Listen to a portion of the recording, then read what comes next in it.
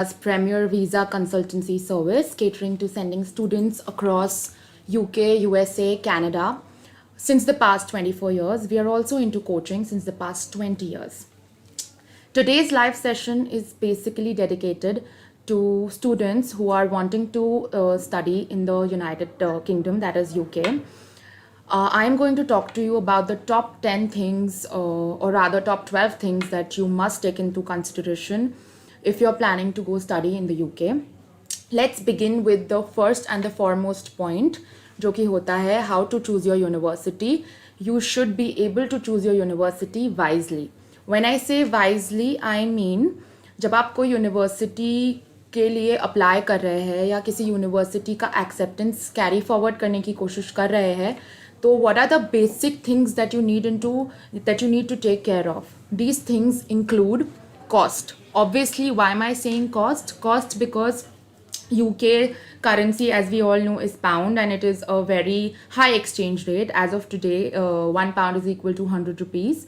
तो cost obviously आपका एक बहुत important feature बन जाता है to look for a course and to look for an economic course, if you say, for instance.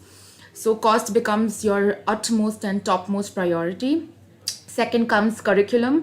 जब आप कोई यूनिवर्सिटी के कोर्स के बारे में पढ़ना चाह रहे हैं या जानना चाह रहे हैं, you have to understand what their curriculum is all about. How many modules are there in each session? What is the syllabus included in all these modules? This also becomes a very important part of your university choosing process. Apart from this, the other two factors would be utilities available, the surroundings. Obviously, where is your university situated? UK is a vast country and it is filled with numerous universities. So where your university is situated, us university ke आजू बाजू, do you have enough sources or resources available? For example, grocery shops, commute, etc. This also becomes a very important part of your university choosing process. And the last part that you must take into consideration would be weather. We all know that UK has always been known to have unpredictable weather conditions. So weather is very important to be taken into account while you're choosing your university, where your university is situated, how cold is that place, how hot is that place, what is the hottest day, what is the coldest day, or what is the wettest day, for instance. Moving forward, another important criteria when you look for studying in the UK would be embracing the cultural diversity that you will experience during your study tenure. As I mentioned earlier, UK houses a variety of nationalities from over the world, over the globe. Let's take into consideration London, for instance. I studied in London, and London is known to have the largest concentration of universities. Some of the top colleges of London include Imperial College of London, King's College of London, University College London, Queen Mary University of London. And when you're in a country or a city that is hosting students from all over the globe, it is very important that you have to embrace their cultural diversity. It becomes a very important part of your trait. Also, not just London, a lot of places around London have very high volume of universities. Say, for example, Liverpool, Birmingham, Manchester, Bristol, Sussex, etc. So obviously, for you to embrace the cultural diversity of different students from across the globe is very important. So I would say please embrace the cultural diversity and respect their culture as much as you do with your own culture. The next point would be utilize student offers. Now, when you're in the UK, the National Union of Students will definitely come out and help you and give you a lot of student discount facilities. And not just this, a lot of companies always bring out student packages, student discounts, student vouchers, and these vouchers help you avail a lot of products, or help you avail services, products. Say, for instance, if you want to buy books, furniture, clothes, etc., you can always use these student vouchers, and you can live hassle free. The next point that you take into consideration, as I mentioned earlier, would be weather. Why weather is so important? Obviously, if you're planning to study in the UK and you're going from India, in India you're accustomed to a particular set of weather. You know when it's going to be cold, you know when it's going to be hot, and you know when it's going to rain. But when you live in the UK, you face sudden outbursts of temperature, uh, and you have to be very sure about, or prepared, I would say, of how you're going to deal with with this unpredictable weather stature. So you have to understand that January is supposedly the coldest month. If there is ever a snowfall forecast, it is usually around February and January. July is supposed to be the hottest month, and October is the wettest month. But there will always be unexpected rain, unexpected sunny days. Obviously, when you can venture out, have fun, unexpected rain. When I say, you can always enjoy a hot cup of coffee in your student dorms and have fun. Another important factor if you're choosing your university is the transportation. Now, when I'm saying transportation, it is very important in the UK because, first of all, cost, and second of all, places in UK are far away from each other. It is not as easy as you commute in your own country.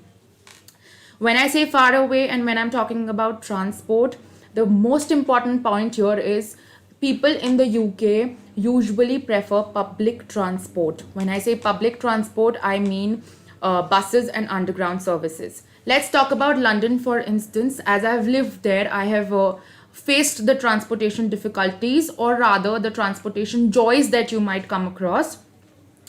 Most of the times, if you're studying in a university in London, your student house might not be in the campus and might be outside the campus, and for which you will have to commute every day, which was not the case in my student journey. My student house was within my campus, so for me travel was not a hassle. But it might not be the same in your case, and you would have to need to travel every day. In that case, since you're a student, it is very necessary that you apply for a student voucher in terms of student bus service, and you get a student pass, and your travel becomes very local friendly, and you get to enjoy the locals of the city while you experience the city, and your travel becomes fun. When I talk about London in particular, the underground system is vast. The underground railway system is extremely huge, and you will have to study a lot of routes if you're planning to venture out. For example, the London Underground is divided into circles, numerous circles. These circles are based on the zones that the city is divided into. London is divided into 4 zones, for instance, Zone 1, Zone 2, Zone 3, Zone 4.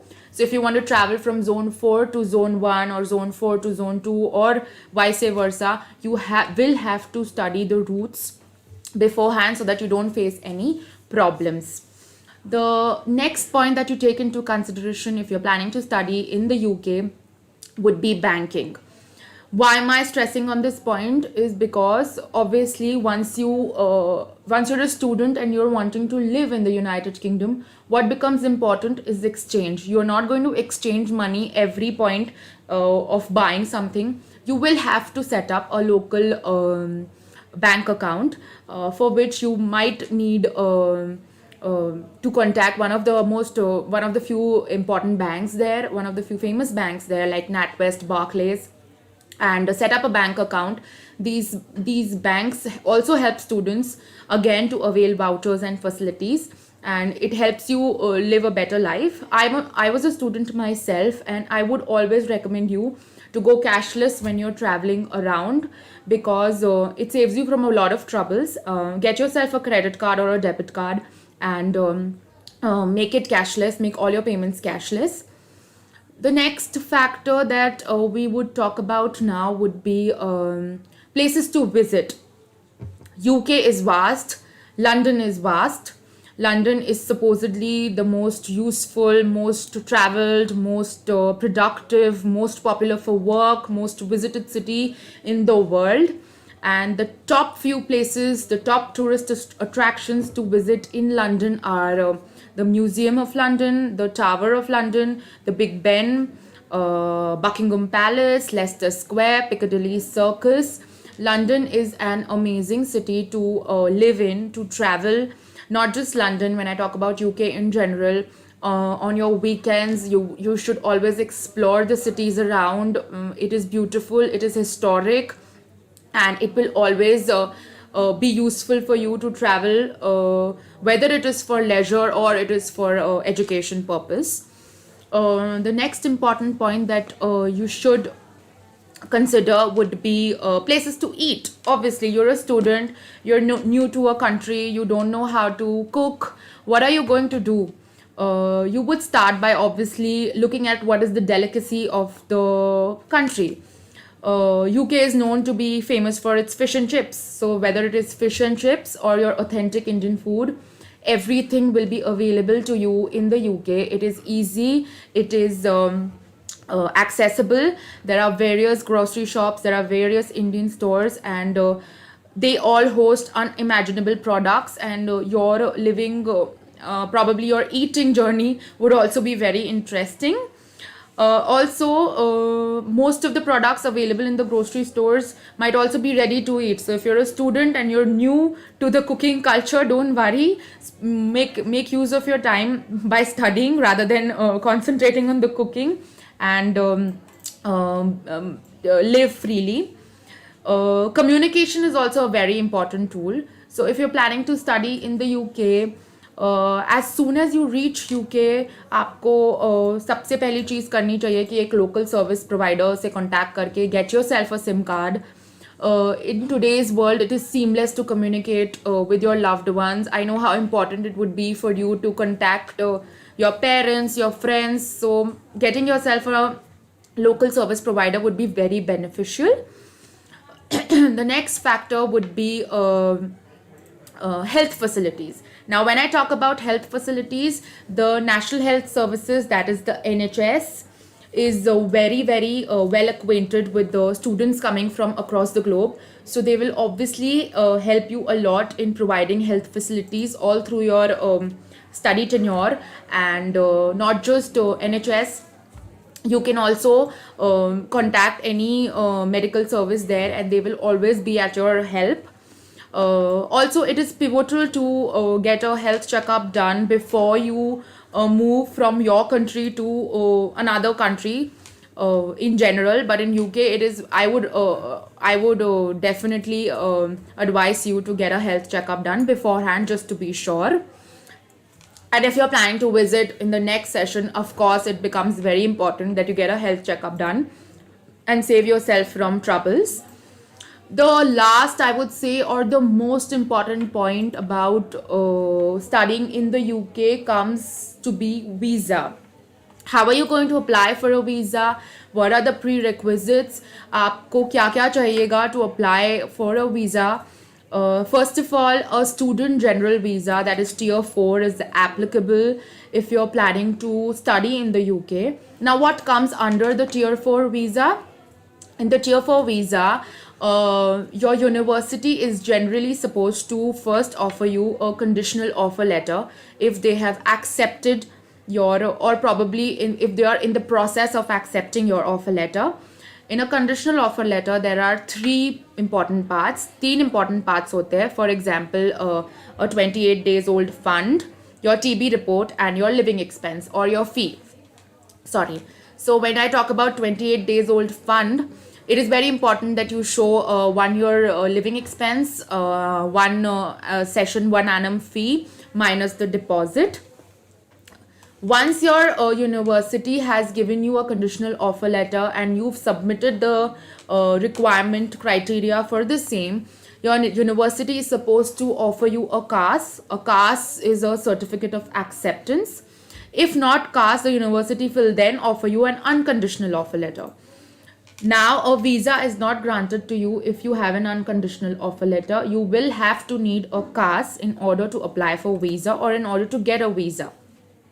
CAS is a certificate of acceptance, which is a direct link to your visa. Now, when you talk about visa, what are we providing in terms of visa? If you put a file with us for your visa, your visa expense comes down to 1 lakh per file. wherein the visa is about 32,500, and 62,000 is around for is used for the IHS, which is International Health Services. They will issue you a direct medical insurance, which will be issued directly from the embassy and not from your country. So it is very beneficial again. Also, if you have a gap year, for example, you've done your 12th and you've had a gap year of 2 years, it is easier for you to get a visa, I would say. Or if you've done your bachelor's and you have a gap year of 10 to 15, it is again easier for you to get a visa. Why? Because you have a stronger work experience, you have a stronger SOP.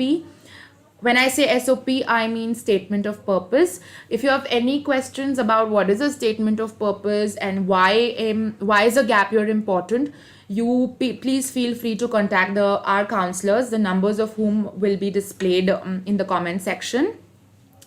When I again talk about visa, you will have a question of whether what is IELTS, or probably what exams are important.